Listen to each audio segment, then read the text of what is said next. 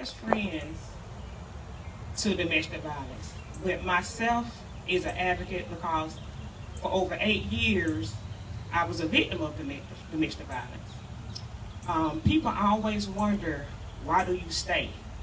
But they don't understand that the fear that the abuser instills in you when they have that control over you is far beyond what you can imagine if you've never went through domestic violence.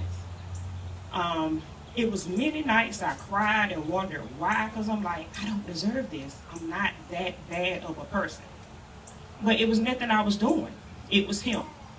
I told people he was going to kill me because his mom passed away, and he was like, I have nothing left to live for. So I knew he was going to take my life, excuse me, if he needed to, because he didn't care. But like I said, through everything I went through, God left me here for a reason. So that's why I'm here today, advocating for domestic violence. Thank you, Ms. Teresa, for giving me the opportunity to speak. We see things and we turn our heads because we don't want to get in other people's business. But you have the permission today to get up in somebody's business if you see that they're going through something that they should not be going through. So we thank you, Ms. Palmer, for what you're doing. We thank you for sharing your story. It just does something to me when I can just see a woman who can stand up and be resilient and keep on moving even when she's had the worst thrown at her. We do want to say a very big thank you to the Mount DeSales Marching Cavaliers for their participation today. S&W Contracting for sponsoring Mr. Partyman Productions. AARP also rendered their support. And Shoe for providing these cute little red covers that we have on our feet today. We also want to say thank you to Angela and Bryant for the balloon decorations for any occasion, for providing the purple ribbons. And we want to say thank you to Latasha Hill and Tamiko Slocum of Pampered Ladies for their support. Give it up for them. As well as the domestic violence committee members. We know that we see the outcome, but they've done all of the work behind the scenes months and months in advance. So we want to thank Reverend Ronald Tony of Lizzie Chapel Baptist Church, Gail Lewis of Lizzie Chapel Baptist Church, Virginia Gallimore of Lundy Chapel Baptist Church, Gail Mack, Lizella United Methodist Church, Gwinnett Hudson, St. John Baptist Church, Stephanie Whitehead, Wolf Creek Baptist Church, Tamika Palmer, Pearls of Resilience, Latasha Hill, House of Hope Macon, Sharon Stafford, House of Hope Macon, organization of Lizzie Chapel Baptist Church. Let's give a big round of applause to all of our sponsors and participants this morning. We've given, we thank you. We're here on this day, as we've been with you for the last 2 years, because this impacted our church family very deeply about 2 years ago. May of 2015 is a month that I can definitely say changed my life, and my life hasn't been the same since. Our ministry hasn't been the same since. A young lady by the name of Lasmaki Fountain, whom we are honoring today, was killed at the hands of someone who loved her, who said that they loved her, and she trusted them. And she left 4 children behind. And I'll never forget that day when the funeral was, and I'm looking on the front row, and there are 4 young children on the front row crying, saying that they missed their mother. She's here today and standing tall, growing up. She wasn't this tall 2 years ago. But we've been here supporting this, and we will continue to be here supporting this. And matter of fact, at our church tomorrow, Pastor Tony, is Domestic Violence Awareness Sunday.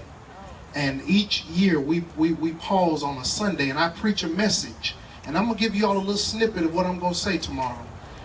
My church members, y'all still come. The Garden of Gethsemane, where one of the chief priests asked him a question, and he responded, and Jesus was being Jesus. He got a little sarcastic, and he got them together as only Jesus can do. And when the officer did not like the way he responded, the Bible says he slapped Jesus. One version says he struck Jesus.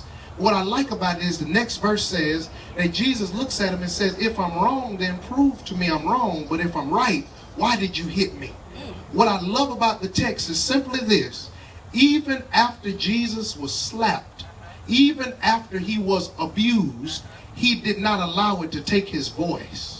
He responded again. He had another question. He talked again.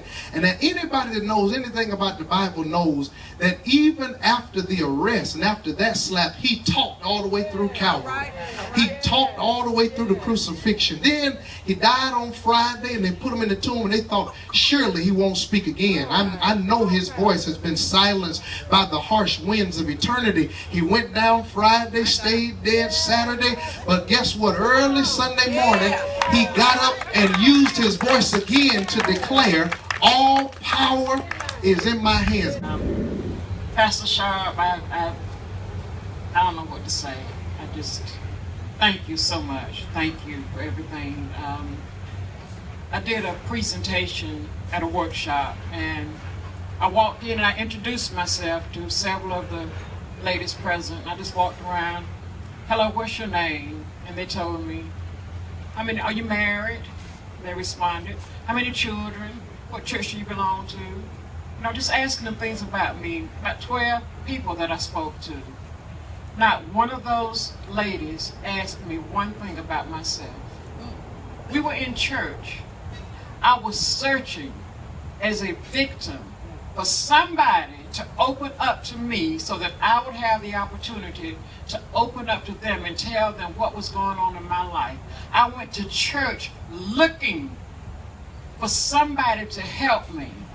Domestic violence is a hard thing to talk about because you're talking about being in a relationship with someone who is supposed to love you. With 3 hots and a cot, whose taxes is paying? So is it your business?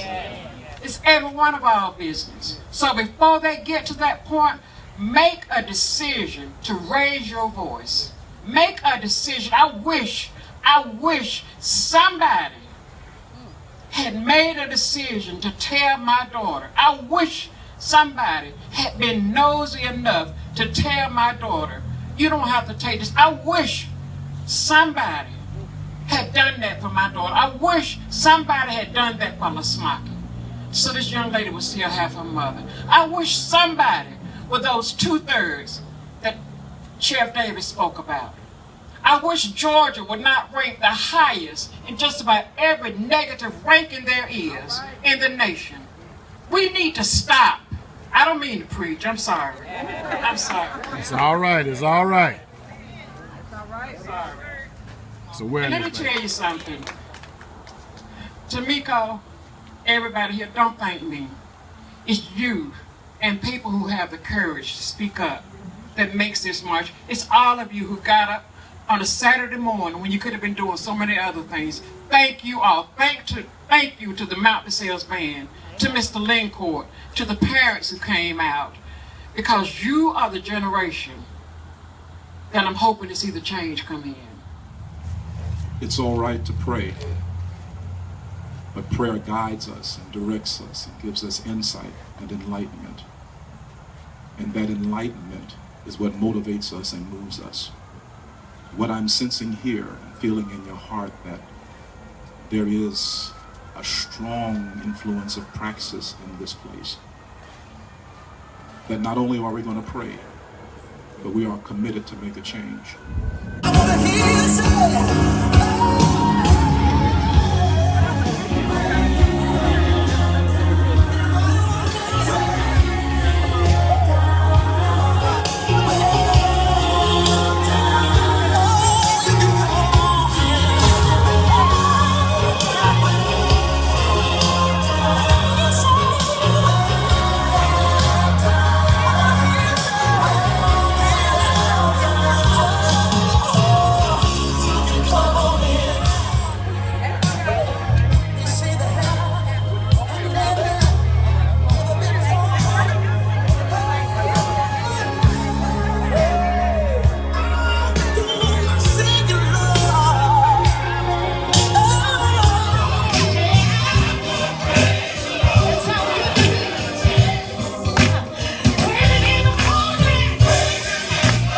I don't know nothing about this.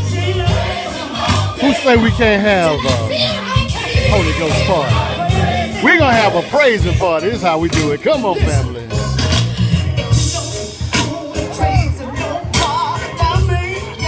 better say it now.